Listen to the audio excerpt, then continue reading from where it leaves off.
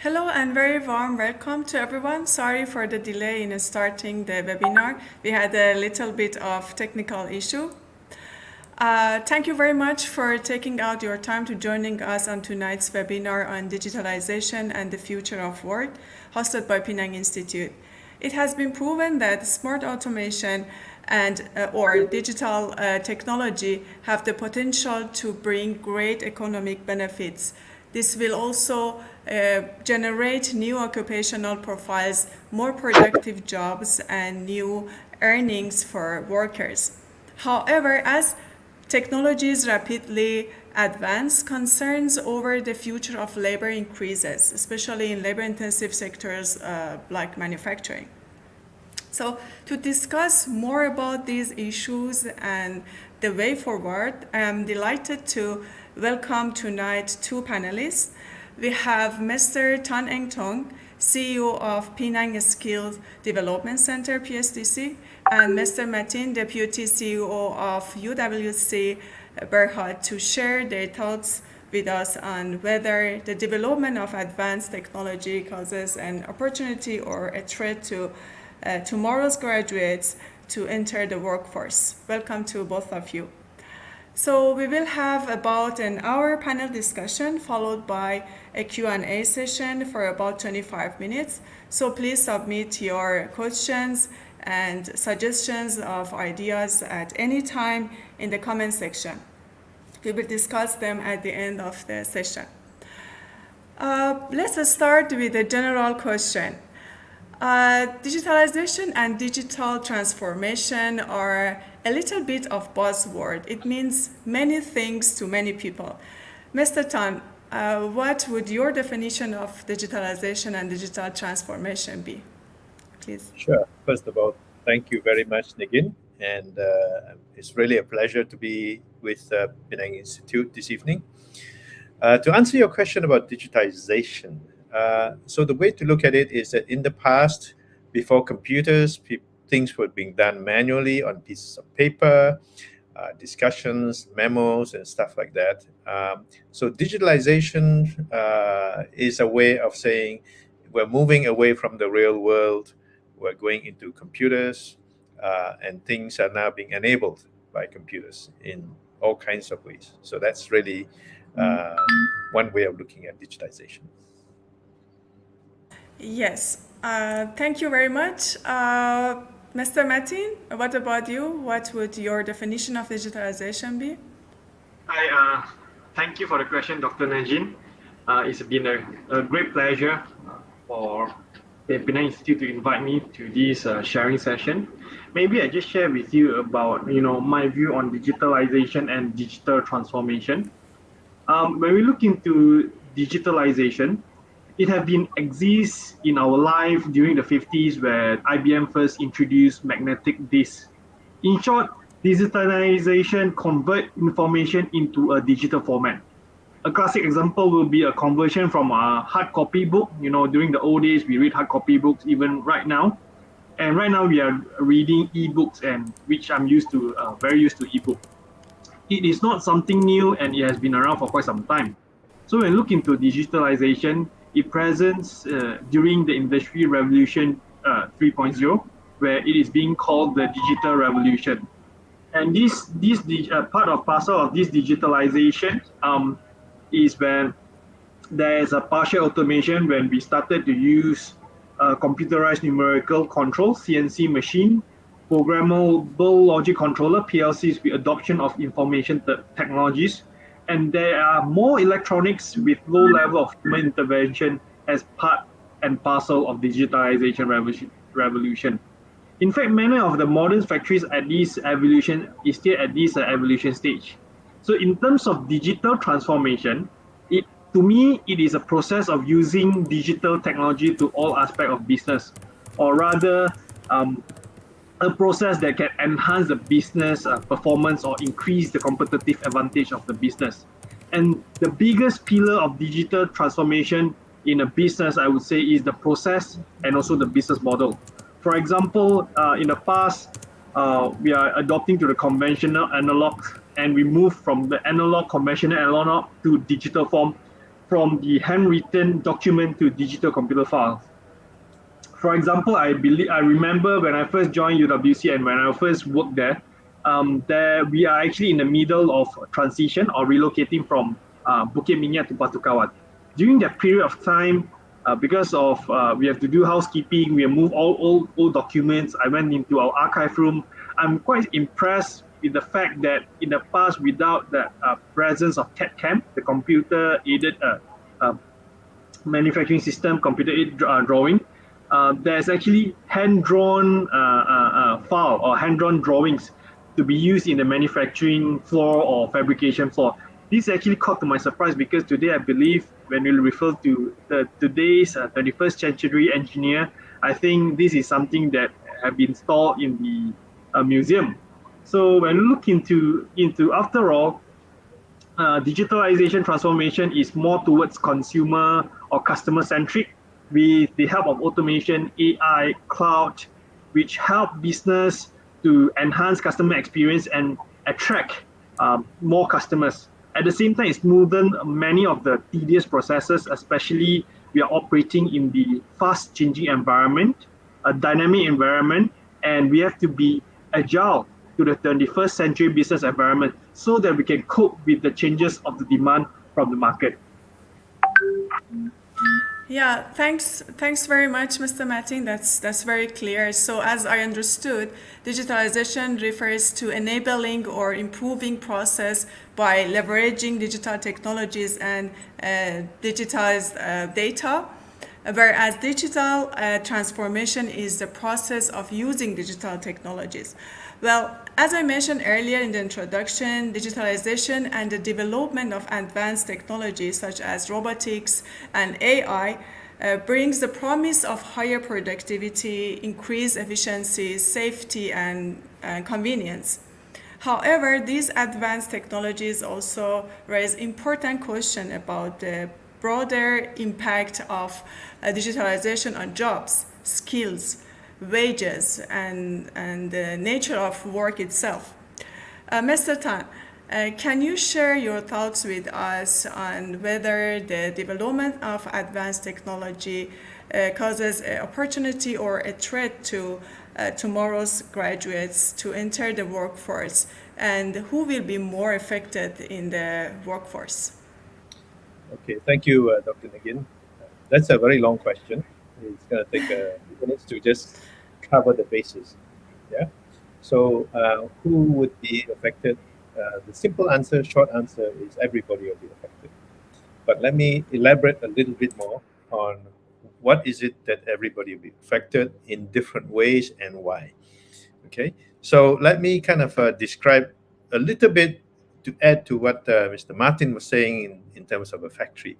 So in digitization, um, it means that when you're doing a normal factory, you still need to produce goods. You still need to work. You still need to do all the things you do. What digitization does, it makes things more available, the information more available, the analysis and the data.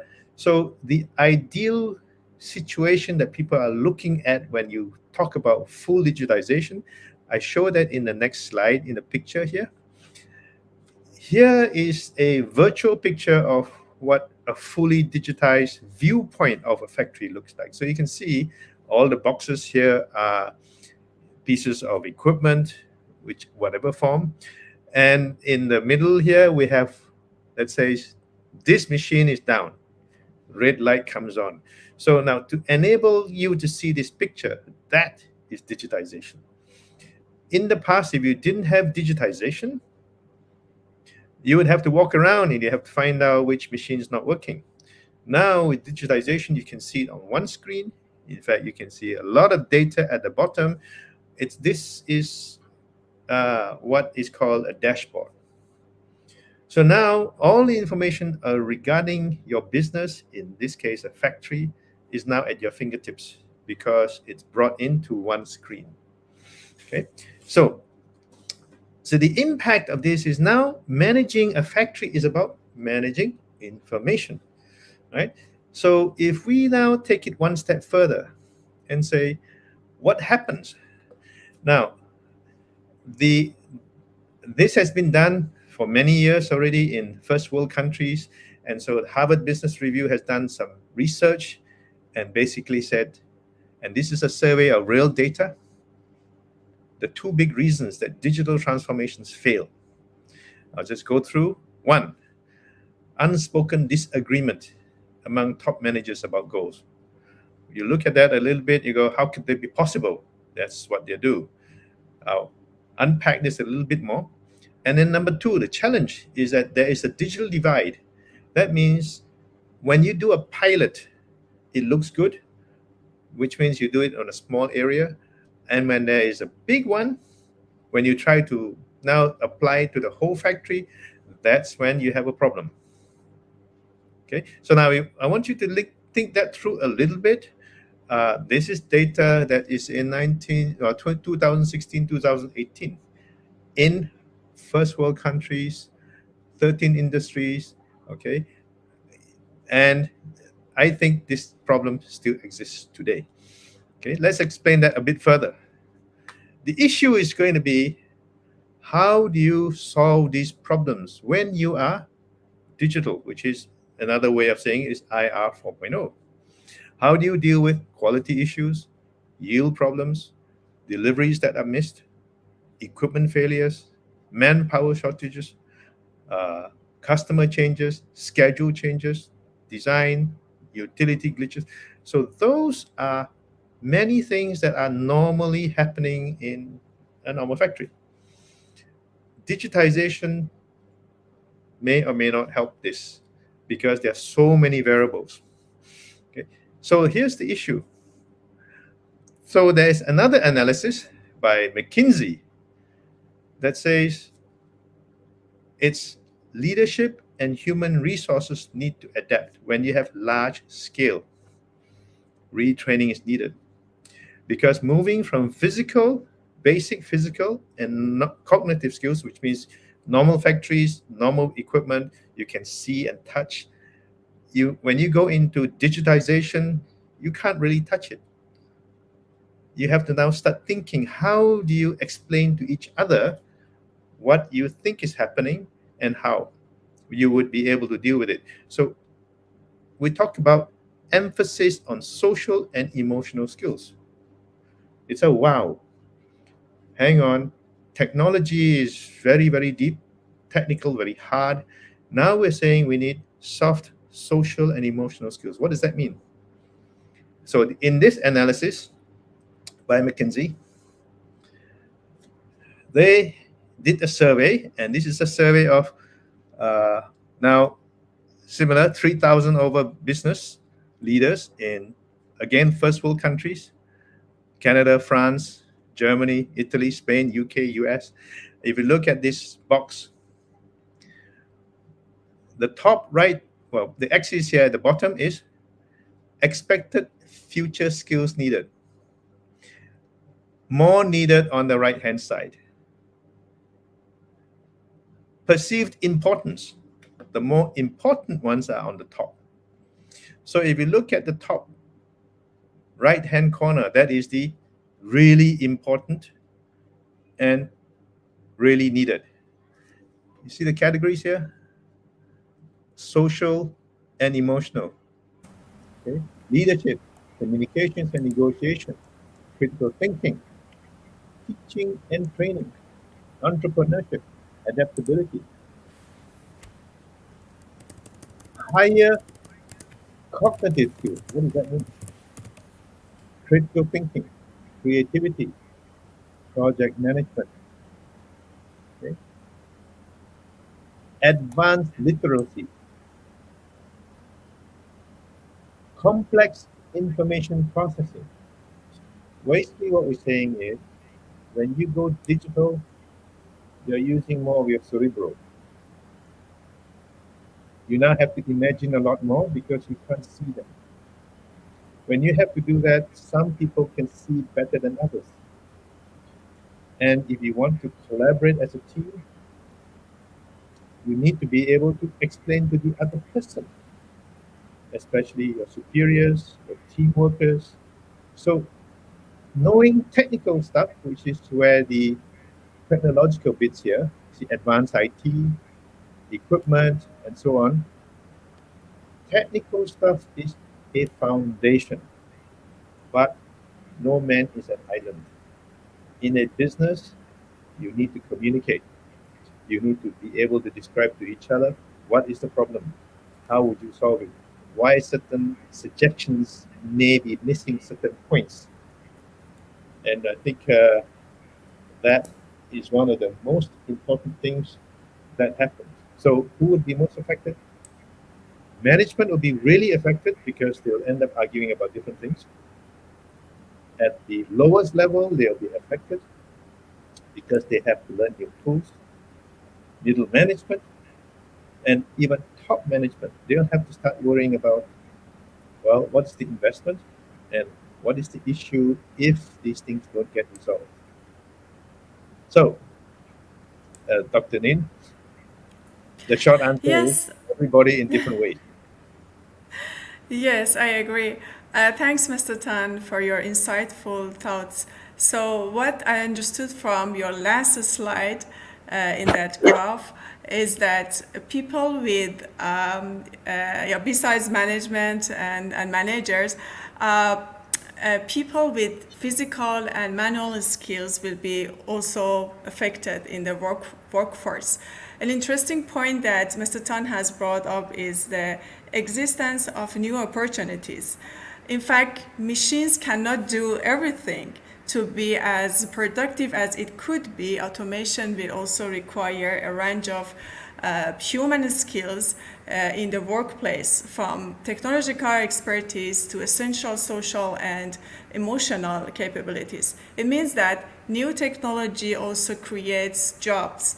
For example, there are the direct jobs for people who design and maintain the technology, and sometimes whole new industries built on the technology. But the part we tend to forget is the indirect effect of labor saving invention.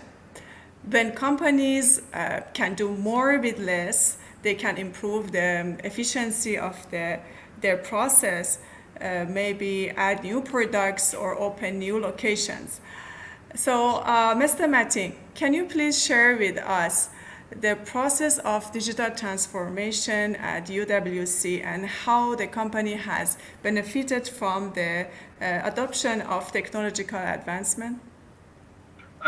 Sure. Thanks for the question. I think after all, first we have to acknowledge that we are a profit-oriented business. Anything that will help in terms of dollar and cents or bottom line, we'll do it. And obviously, throughout the journey of the business over the past more than 30 years, uh, these technological advancement and digital transformation is essential for the company to compete, especially we are competing at the global arena. As mentioned earlier, like the old engineering drawing in our archive room, all is being drawn without CAD CAM. And all those components were being machined and fabricated with conventional machine without the help of CNC. And then I guess with that, back then we are stuck in the industry, so-called industry revolution 2.0. We embarked with the journey with digitalization during the early 2000, and it has been an ongoing process. I wouldn't say we are completely digitalized, but it's an ongoing process, moving from the computer computer revolution in the industry revolution 3.0 as well as the current industry revolution 4.0, and somehow many advanced countries are already started looking into the industry 5.0 where they integrate machines and human. So we're looking into how the early stage of the digitalization happened in UWC. We started off, by using a very simple spreadsheet for our administrative record, CAD/CAM software, and CNC back then. I think from I remember there's one occasion where we are in the process of submitting for our public listing in the stock exchange. I managed to extract somehow all the correspondence between our supplier, our overseas suppliers, and our site with our person in charge at UWC, all is being handwritten and faxed across other part of the world. And I guess that is nothing to do. That is very tedious, very analog. But from there, we move on to a simple spreadsheet um, or email, and then eventually we move to some simple software such as the auto count for housekeeping, bookkeeping. Then we implemented the ERP with more integration with business. I would say in terms of our digital transformation journey is split into three key areas. First, as mentioned, is the process transformation. We transform from a very manual handwritten record system to some of the semi-automated process. For example, administrative record such as supply chain, invoicing, billing, accounting, payment was all handwritten in paper, and then we move into a very simple spreadsheet. And today we are with ERP, and with all the data stored in the ERP, we can put the data in the cloud. With ERP, we have better traceability in terms of our business. It helps us manage our supply chain more effectively. One of the example I always like to give on this, how this digital transformation help our business, is that during pandemic, all of us have to agree that we are facing a very severe supply chain breakdown. Hence, by digitalization process beforehand, it allowed us to engage with the 3A strategies: alignment, agility, and adaptability. Alignment means that the system allows us to align the coming forecast information from our customers to our suppliers. So all of us, three parties, suppliers, customers, and we ourselves have clear information what is the priority list like. Second A is agility. It means that we are agile in to deal with the unexpected interruption during the pandemic. Especially during the pandemic, many of the key countries they have to undergo shutdown, lockdown, and when it happened, it disrupted the supply chain. With all the information, clear and centralized, digitalized information, we could make alternative decision instantly to move from alternative source. And lastly is adaptivity. Adaptivity. With the integrated system or digital information, it allows us to adapt to the latest market condition, especially during, even right now, we are at this very vulnerable market condition. So with all the digitalized information, it helps business owners, leaders, key decision makers in making decision where you have all the information and decide what is the next steps to do with the current market condition. The second transformation is the business transformation. Doing business at this era no longer the same anymore. Today generation, business is no longer about the size but speed. It is no longer about big fish eat small fish, but rather fast fish eat slow fish. With the digitalization process, conventional process like capacity planning, costing calculation, and manufacturing activities could be done in the speed, in the snap of fingers, that would never be achieved without digitalization of the business. And lastly, we have to acknowledge during the digitalization transformation in any of the organization, there will be a severe cultural change. Or we have to acknowledge the push and pull factors, especially from the so-called veteran to the young generation. Younger generation tend to be very adoptive with latest technologies, and veteran of the organization prefer to stay in the old way. So along the way, team members that could not adopt to the changes will have to leave the organization. It is a tough and challenging process. However, in order to move the business to the next level, it is essential for the change, especially we are competing at the global playfield. Yeah, thanks a lot, Mr. Martin. Quite impressive how UWC applied and benefited from technological development. Well, as you just mentioned, digital transformation is mainly about talent, not really technology. A company can buy any technology, but its ability to adapt to an even more digital future depends on developing the next generation of skills and closing the gap between talent, supply, and demand. Mr. Tan, what are PSDC's current program to develop a future-ready workforce, and how these programs can help companies to bridge that gap between talent supply and demand. Thank you for that question, Dr. Nagin. So, so yes, you're actually absolutely right. Digitization and digitization tools today are available very broadly. You can have them online. You can get them accessible anywhere. There are companies, specialists. They will teach you all kinds of stuff. Um, so what PSTC does is we focus on the areas that we can contribute best, because we have very close relationships with our customers and also basically which are the major companies in Penang. And Mr. Martin's UWC is actually one of our very, very long customers. We then focus on where we can add value at the highest levels. So, as we talked about earlier, it's actually about talent development, that PSTC can contribute to. Having said that, we also provide the basic technological training that is needed. But the key part here is, let me show you one of the things that we have been working with Invest Penang. And this slide here shows the discussions and data we've got from Penang companies. And they did a survey and looked at what is the top 5, they call soft skills, missing from the existing talent pool. So you can see the biggest things on the right-hand side in the category of creative thinking, communication and engagement, effective communications, leadership, problem solving, critical thinking, proactiveness. Some of these things you're going to go, how do you teach someone to be proactive, right?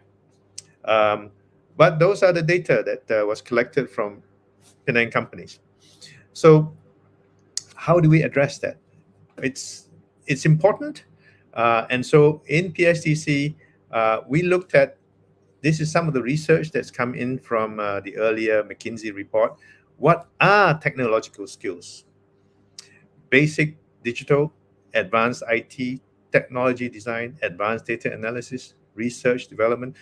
Technological skills are how you want to be able to understand how advanced technology works and can innovate, develop, adapt, and service them in the workplace. So that means it's not just knowing the information, but to be able to work with people, other systems to make it work in the way that Mr. Martin was talking about earlier. So technological skills isn't just about technology, it's about the skills in implementing, making sure it's doing the right thing. So that's one huge category. The second category that which we talked about earlier is social and emotional skills. Leadership, communications, negotiation, interpersonal discussions, empathy, entrepreneurship, adaptability, teaching and training. Wait, isn't teaching and training supposed to be for someone else? Well, if you're a leader, you have to be able to do some of that too. That's the critical, how you do critically communicate effectively with each other and to address the unexpected. Knowledge and skills is to solve a problem. So solving a problem is to address things that are unexpected. So to do that, you have to work with each other because it's a business, it's an organization. You're trying to have the factory work. So that means you have to know how to work with each other. So that's the social and emotional skills. Now, here's come the really hard one, which is higher cognitive skills. What does that mean? Those are needed to interpret input from all and multiple sources in order to solve unique situations. So the operative word here is to solve. Okay? Critical thinking, creativity, project management, advanced literacy and writing, complex information processing. What's the last two got to do with it? It's actually advanced literacy is to be able to write reports, You're writing something together to summarize to your executives to say why you need 3 more weeks, and you're trying to tell your management, your board, we need 3 more weeks. You have to explain it. You have to write it in a short form, not just blast everything out. You have to condense it so that the board, when they read it, they go, okay, I got it. The board meetings are usually 1 hour, 2 hours. Then they have probably 10 topics to talk about. You need to know how to do it within 10 minutes. If you can't, that's it. All the technological implementation is not going to be very useful. So, mapping those to PSTC, we have these programs that we are responding to the survey. I won't go through all of these, but you can see we've categorized them into those 5 areas. And these are our programs that we have today to address those. And business and organizational skills and technical skills. So if you don't see the context of today's discussion and you just look at, whoa, stakeholder management in a rapidly changing environment, I don't need that. What I need is data analytics. You just throw this away, right? Well, yeah, I got this one. Data scientist basics to advanced. Okay, I can do that. So the issue is we keep going down to just the technical side, but we don't remember all the other things that you need to make this thing work in your organization. So that's kind of the answer to your question, what we have. But the context of it is there is a bigger picture that each business has to try to work through, and is recognizing that it's not just the technology that is going to make your company's life. It's the people. Yes, thanks, Mr. Tan, for the clear explanation. Indeed, skills mapping is pretty important in order to know existing skills, required skills, as well as the skills that will be needed going forward. Well, automation basically targets particular skills rather than entire occupations. The skills most susceptible to automation are those that are codifiable and routine based, while non-routine tasks that require creativity, analytical, and problem-solving skills are most resistant to automation and computerization. Mr. Martin, how automation and adoption of advanced machinery have impacted on the skill needs at UWC? What strategies has UWC applied to deal with the skill shortage issue?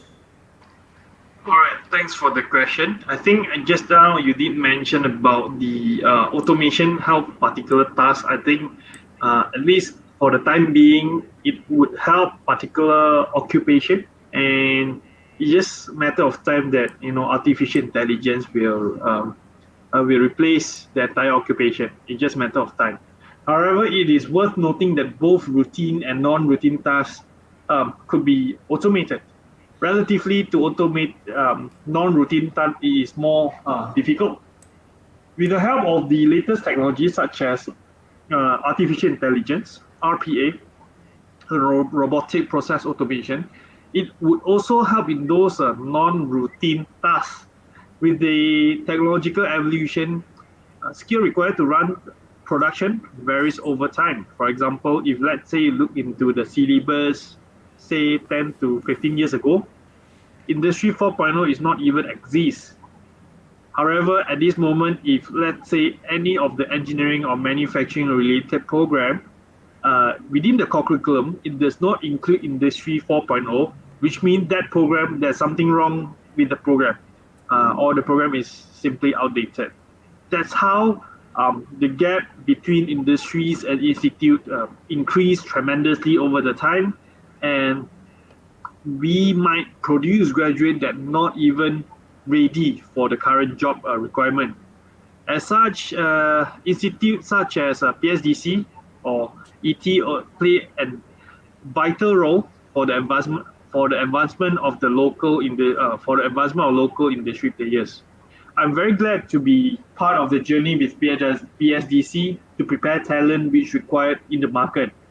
Close working relationship with institutes such as PSDC, industry scholarship, industry TVET systems program is what UWC is working on to prepare the future or to prepare our workforce.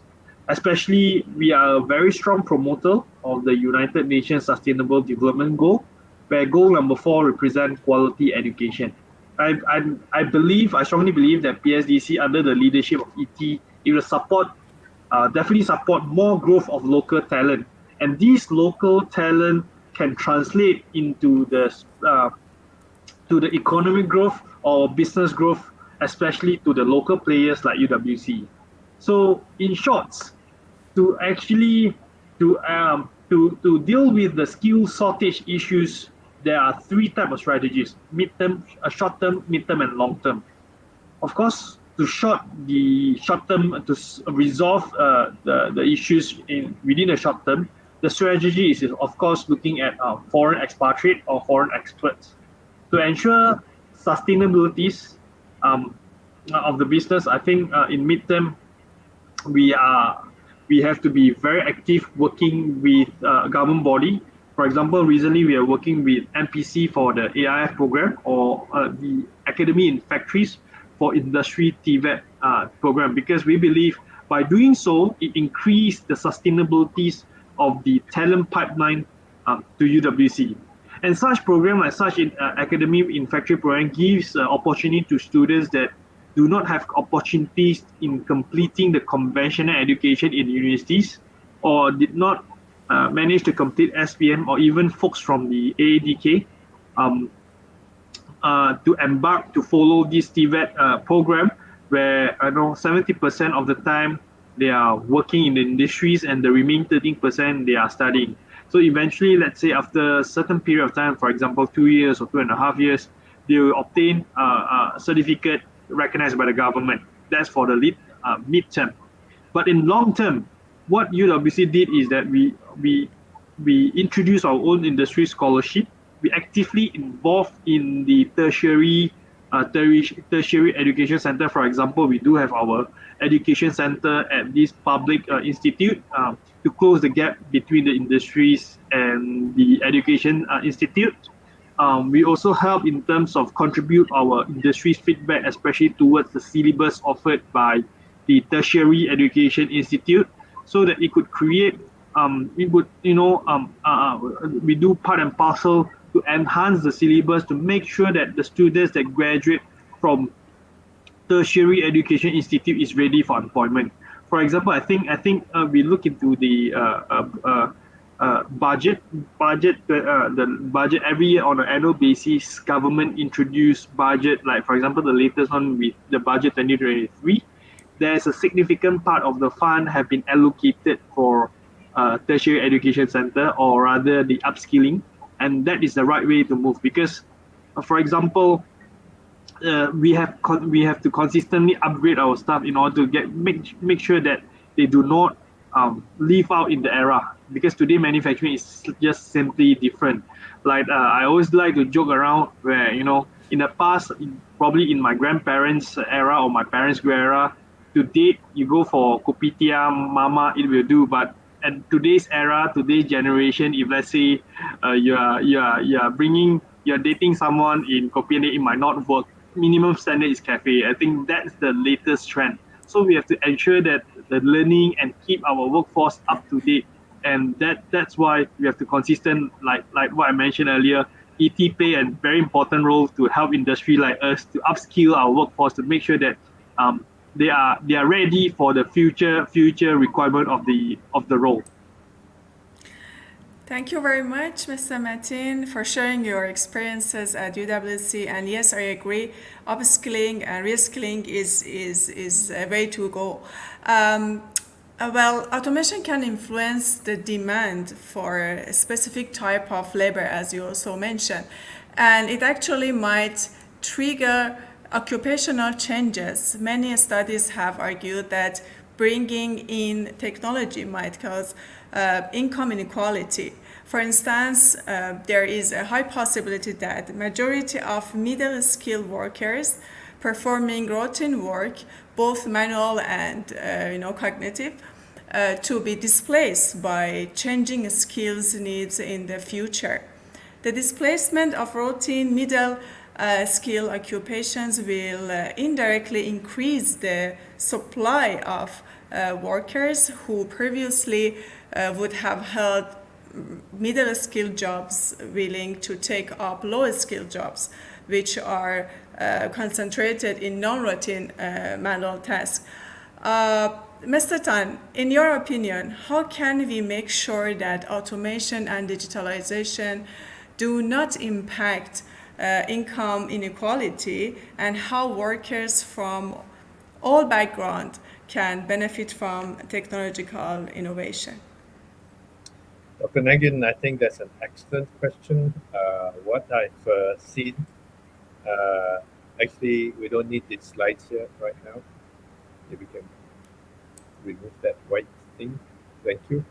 Uh, the the concept of um, how we help workers, I think, needs to be recalibrated because the only reason you do automation is because you have a production line.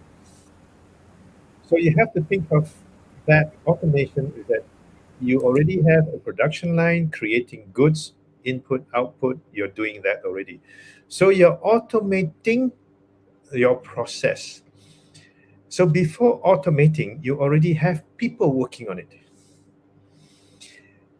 In fact, you have lots of people working on it. So here's the question: when you automate, the products is still the same. Coming out, it should be the same, except faster, maybe higher quality, maybe more efficient, maybe fewer steps. So, who are the people who should be involved in the improvements? It should be the actual people who are already on your production line. Because if the concept is have some engineers from outside other places come in, put this thing in, and I'll just replace everybody, I think it wouldn't work in a factory because you're basically creating a whole new factory. So the correct way, and I think that's what happens in most factories, is that you have to upskill the people in who are already building your production line. You upskill them to be able to manage, use, and productively modify the process itself. So what you have to do is you have to upskill them, you have to involve them. If you don't involve the production people, um, you are basically starting from zero. That's probably not a very efficient return on investment for any factory. So the concept, I think, is I would believe people who are already in operations in factories, they should involve these people at the onset and say, I want to improve, we're going to do this. Uh, how can we, and here's the new equipment, and can we look at this? So that is where the gap is. So if you do it that way, then you're actually upskilling your people and you have more years of experience that they now have capability to learn. Okay, so that we see from PSTC's perspective is actually a much more effective way to raise people's skills rather than saying, well, I'm going to have this new piece of equipment all come in. How am I going to deal with these people who I'm going to throw out? So I don't think that's a very realistic way of dealing with factories. So I would like to have people think that through because most of the time we see, most of the time, some companies are struggling with that. So our advice to them is, well, when you try to put in some new digitization, take some time to involve the people who are doing it and let them know. As you let them know, you are actually training and coaching on the fly. They might even give you suggestions that your engineers don't know because the operators are working on it 24/7. Engineers are doing something else. So that's really how we see the fastest way to actually help. Yes, thanks, Mr. Tan, for the clear explanation. Mr. Matin, what are your thoughts on it? In your opinion, how workers from all backgrounds can benefit from technological innovation? What can be done to make sure that the middle skills specifically and maybe some of low skills workers are not left behind? I think for that, we have first to acknowledge that Malaysia no longer a low cost region, and when we look into the FDI investment, to especially in Penang, we have considered it as a quality investment which require relatively high value or high end production or manufacturing. So what I'm trying to highlight over here is that the goods, the products that we manufacture in Malaysia, we are no longer targeting at the low end segment. So in order to manufacture high end products or high value added products, we need to have at least, we call it, knowledge or skill workforce. At least we have to upskill the present workforce to adopt to the latest technological practices. For example, in the past, when I look into some of the sunset industries in my works in Malaysia, but right now, at least for the time being, it is no longer suitable in Malaysia, especially look into the recent announcement of expanding in capacity expansion, manufacturing floor. We are looking into high-end products, and definitely for without to conquer with the income inequality, as mentioned earlier, as highlighted earlier, upskilling is very important, very crucial. I think one of the experience I wish to share over here is that um, we UWC, we do have presence at Taipei, and the reason we set up a factories at Taipei is to resolve our talent shortage issues during the pandemic when the border is not open and we are not allowed to hire foreign talent. So what happened was we knew that somewhere around towards the mid of last year, there's one tire factory they are shutting down. So what happened was we are going to that factories. We try to tap into their talent, but what we got over there is that according to a survey conducted by relevant authorities, majorities of the employees over there rather die starving than moving out from Taipei. That's point number one. Point number two is that they are rather they rather look for a job opportunity within their comfort zone, which means they are not willing to move towards um, other industries. For example, they are from rubber industries. They are not comfortable moving to other industries. That's clearly highlight the biggest issues that we have it right now. So we have to look into career conversion, upskilling for career conversion, because we simply have to prepare ourselves for the future of for the future trend. So with that in mind, for those people that refuse to participate in any upskilling activities, it will lead to elimination in the competition. So that's how the income inequality happens. Because we no longer in Malaysia, we are no longer required operators. We require high skill workforce with knowledge workforce, especially in this competitive market. It would at least eliminate the income equality.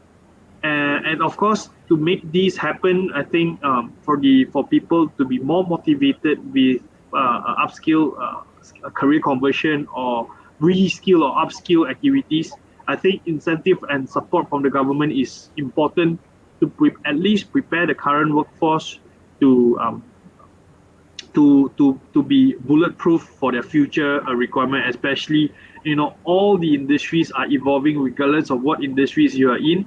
People are evolving, manufacturing process are evolving, and in the past, I don't think, in the past old days, you do not need a computer to run a business. Right now, we need hundreds of computers. That's a minimum requirement. So that shows that the era have changed. The talent requirement that we need is changing. Even though we have automation, but we still need someone to able to run the automation process. We need someone to do the programming.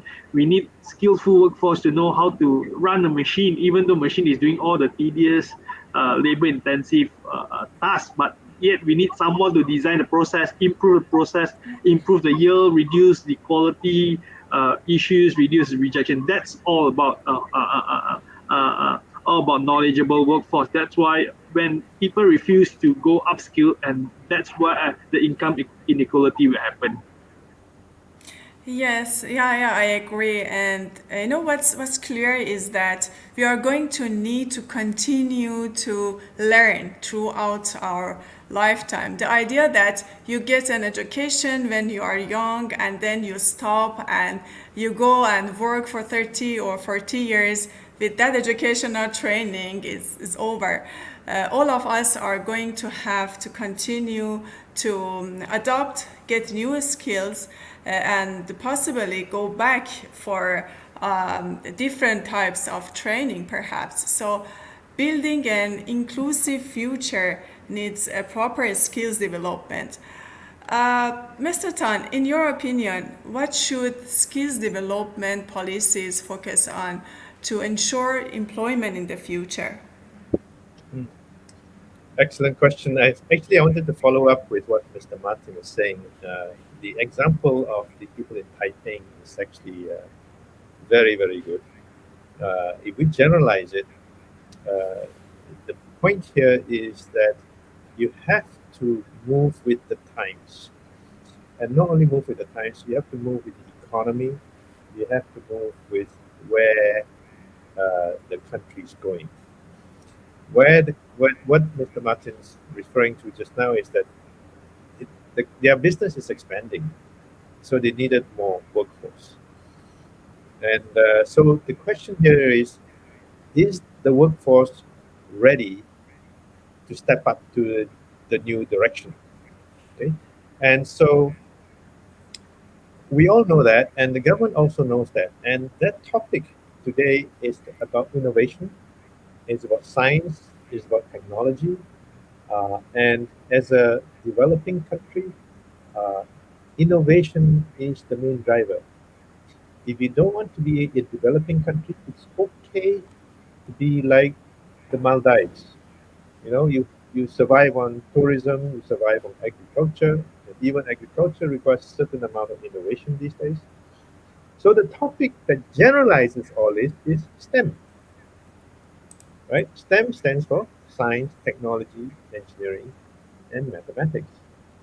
Now, based on what I just described earlier, engineering and technology alone is not going to be sufficient because you might know the content.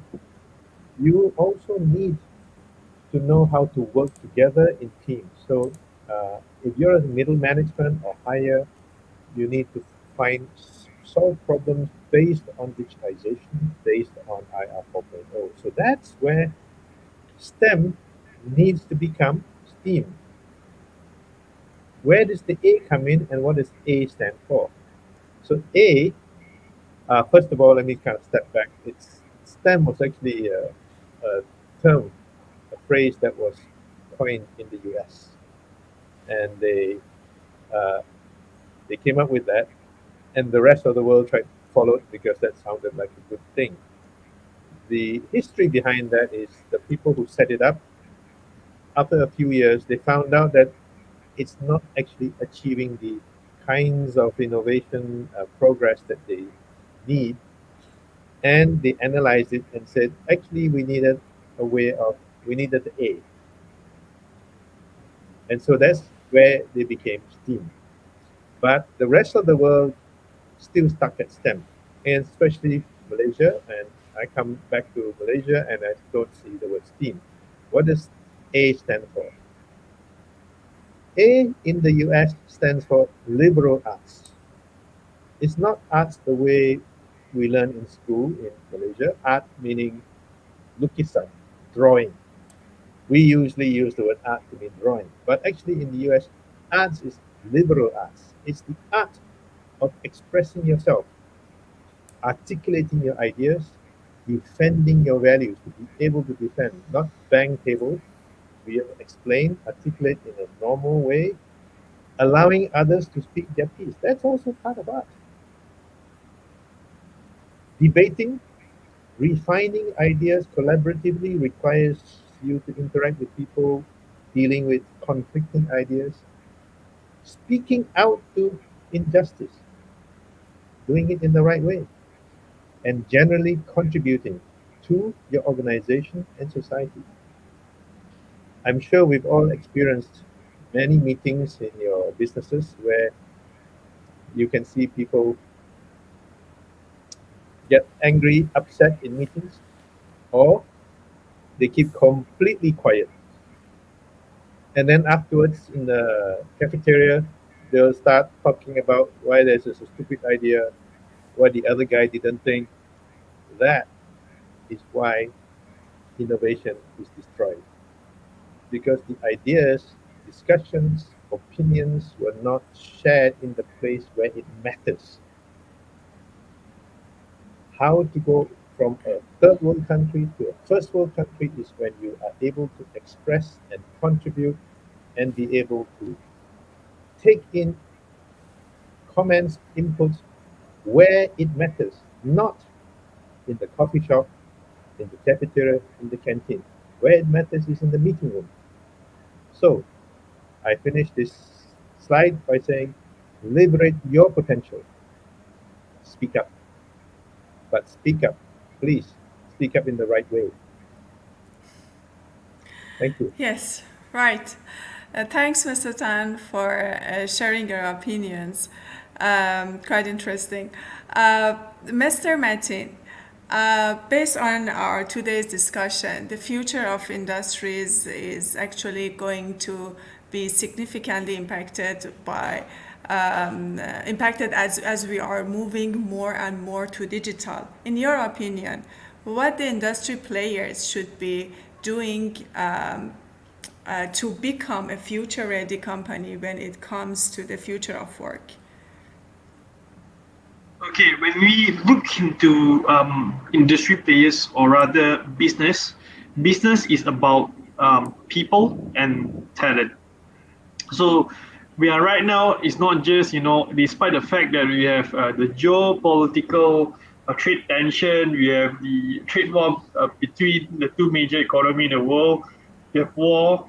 But right now, here in Malaysia, we are facing something called talent war. We are facing talent pinching game, pinching each other talent. So it defined a new equation of business. The new equation of business is equal to the number of talent that the organization have. And when you look into private sector, we play an important role in the talent development, because without developing talent, we cannot go far. First, when we look into talent, we have to understand that at this juncture, especially in Malaysia, considering that our education is not primarily driven by the industries, definitely there's a huge gap between industry and institute. And to close the gap, industry have to do more than what we did right now. Like for example, in UWC, we are a very strong advocate of the WBL, the work-based learning. I believe that such program can attract commitment from the private sectors, and it could effectively close the gap between the institute and industries with a very minimum investment. For example, when we look into technology knowledge, technology education, it seeks plenty of investment, high investment from ranging from equipment to software to train the talent. However, for a business perspective, investing in the latest technologies is essential. So therefore, it should leverage on the industry's capabilities or industry's investment to train the workforce so that we can close the gap more efficiently and effectively. Second, invest in the future. Invest in the future, or invest in the talent is the engine oil to run to keep the business running. It's the engine of a business, especially in the L&D, the learning and development. A quote that I would like to a quote from Richard Branson mentioned once: train people well enough so that they can live, and treat them well enough so that they don't want to. So for survivability of the business, we have to train the people, train our work talent, and emphasize more on trainings and prepare the team for the future business. For example, in Malaysia, um, at one point of time, we are probably one of the largest solar manufacturer in the world. However, during that point of time, we do not really capitalize it. I read a book. There's a saying that there's a saying that Asian always make money below our neck, which means we have to do a lot of hard work to make money. However, developed countries, they make money above their neck. So I think when you look into the growth cycle of a countries, usually start below the neck. So yeah, we are clearly position ourselves working hard, working very hard to make money below our neck. However, with the opportunity available, if imagine we have a university focus on solar, R&D in solar, then we are potentially could capitalize on the R&D opportunities on solar panel or solar manufacturing. That is what I meant with prepared future talent. And even to the extent that right now we knew that technologies are evolve strongly. For example, the data analytics, big data analytics, artificial intelligence, renewable energy, or even ESG. This is something that is very relevant to the future or very near future. And how are we are going to make our company future ready? That's where we have to invest in talent that have understanding on industry needs like AI or future business, or imagine alongside with the company roadmap, we have to allocate resources to develop our talent within the organization so that the company is ready for the future. So it won't be eliminated through the competition. So we make sure that they have the latest knowledge. That's why UWC we emphasize a lot in learning and development. Even in within UWC, we have established our own academy to get the fresh grads that join us, or even the present existing staff, to continue their learning, because continuous learning is a journey. It's not an end process. So that's how, as an industry players, we have to keep on develop our talent uh, um, to make the company future proof. Yes, thank you very much for sharing your thoughts, Mr. Martin. We are running a little bit over time, so we will move on to the Q&A session. We have about 15 to 20 minutes for Q&A session. Once again, please submit your questions and suggestions of ideas in the comment section. If you have a speaker in mind that you want to direct your question to, please write down the speaker's name. I'm going to take one question from Philip. He's asking, how much do you see a need for middle managers to upskill to manage automation tasks? Often this conversation is framed around reskilling lower level employees for their day-to-day tasks, but middle and upper management may just as well face challenges scoping and managing new tasks. Uh, we might start with Mr. Tan. Mr. Tan, want to answer this question, Of please? course, sure. So thank you very much for the question. I want to come back to the framing of the question itself and the assumption. Middle management, lower level employees, they all have one function. They don't have three different functions. And that function is to make the factory work. Basically, produce, right? So if you just automate, you're assuming that just the workers will do something, and or maybe do something less, and there's nothing needed for middle management. And so that was the essence of my presentation, which is that when you digitize something, middle management has a bigger problem, because you need to be able to deal with supply chain problems, in addition to the fact that you have a digital factory. Your supply chain maybe also have to be, IR 4.0 digitized.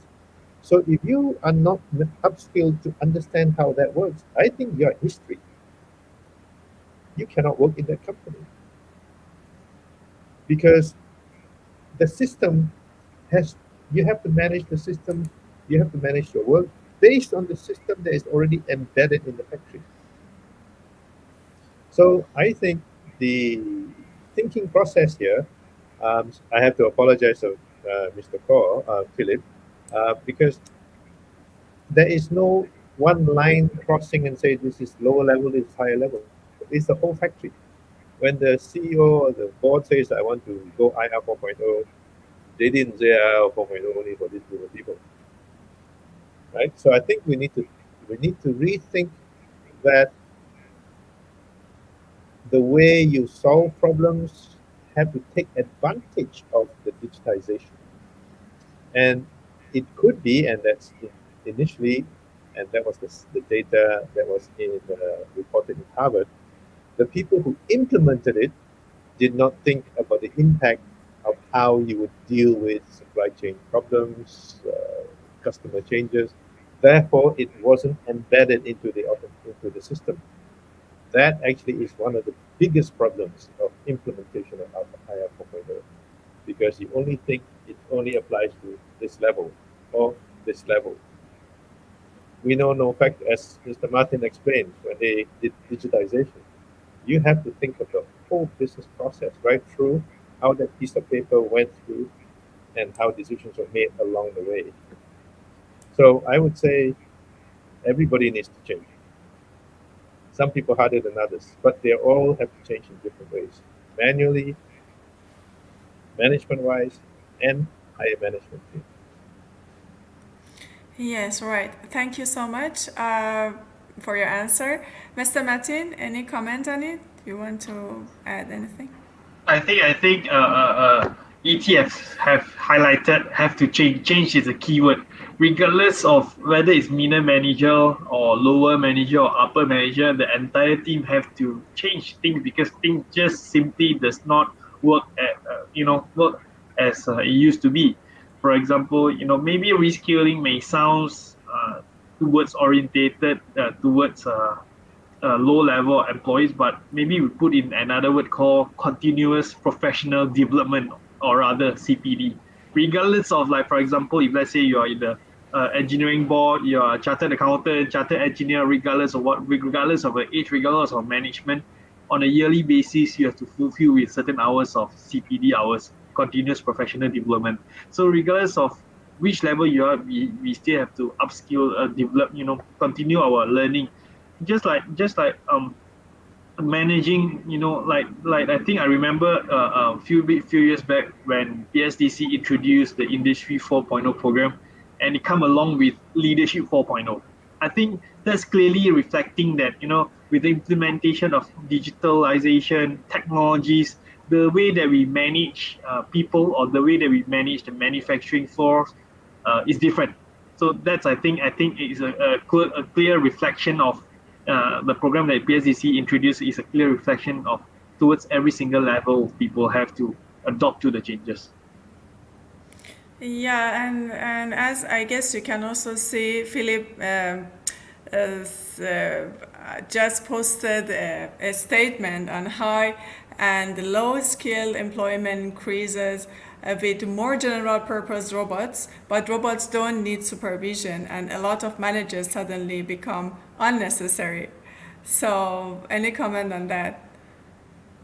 I think I can take that question. I think yes, a robot can be replacement of low labor intensive labor intensive industries, and whether the manager, is it the manager going to be unnecessary? It depends on, it's subject to whether does the manager upgrade himself, because human beings have to keep ourselves updated. For example, what we are trying to achieve is that with the similar amount of the workforce in our facilities, we wish to increase our output. So with the similar amount of workforce available, and with the implementation and execution of certain technologies, we hope to achieve better productivity, better output. So it's subject to whether the management did the manager upgrade himself and make himself necessary, or else like as I mentioned, any individual will be eliminated alongside when the technology development. Yeah, right. Mr. Tan, do you want to comment on it? Yes, I was just thinking. I recall get going through the factory that Mr. Martin showed me, and along the way there were robots, right? Uh, and the key part here is that just because you put robots in doesn't mean you're redundant. It actually means that it's a different level of value that you need to have to manage not the robots, but the processes that the robot has replaced. Okay, so let me repeat that one. When you replace the process and make it shorter, but you now added a different level of complexity onto it. Okay, because now it's more complex. It has response times that are very different from normal human beings, and there's a whole bunch of things that you now have to affect. So I would say that one of the things that we don't probably emphasize enough is that whilst we talk about how the lower level people need to be retrained because physically we can see they are changing their dynamic actions. Higher level middle management, you don't see the change. It looks like they're doing the same thing, but the change is actually in their head. Okay, because the change is in their head because they have to see how the processes work. How many organizations actually have a full-blown description of what is the business process that was modified when you put automation inside? And how would it actually change? Because we know in the low levels, the SOP change. Physically, they have to do certain things. They work with different places. But when you talk about how you would be moving, you address customer changes. Say what customer changed one thing in the past. You just tell the operator to change something, but now you have to reprogram the robot. Who's going to do that? Who's going to instruct the robot to change those things? And where are you going to place the extra material? The whole thing is different, right? It's actually got more complex. So I think that level of thinking needs to be in place instead of. I think the issue that many people will be thinking of is that they are also thinking the low level people have a problem, middle management also have a problem because they could be replaced. But actually, you have to start thinking. Your job was to maintain that part of the production line. Now it's got more complex. It actually means you are more indispensable if you understand what's going on. If you don't understand what's going on, then yes, your job would be at risk because you're not moving with the times. I hope that helps. Yes, that's right. Um, it seems like we don't have any other questions from audience. Maybe as a final question to wrap up the discussion, I would like to ask both panelists, if you had to deliver just one message to the future graduates who are or will be preparing for employment, what would it be? I can give you time to think. Mr. Martin, you want to go for it? Sure. I think to wrap up, I think I mentioned earlier with my supply chain, what is the strategy we have, right, the 3A strategy. I think to the fresh grads, I think the 3A strategy we can actually adopt in short is alignment, agility, and adaptability. Align to what the market needs, be agile to the changes on the market, and be adaptive to what is the market trend changing, so that we can meet the demands of the market. Yes, Mr. Tan? Let me add one more A. We've already got three A's. I add one more A in there, and that A I will loosely call be artistic. Coming back to the STEM and the A becomes STEAM.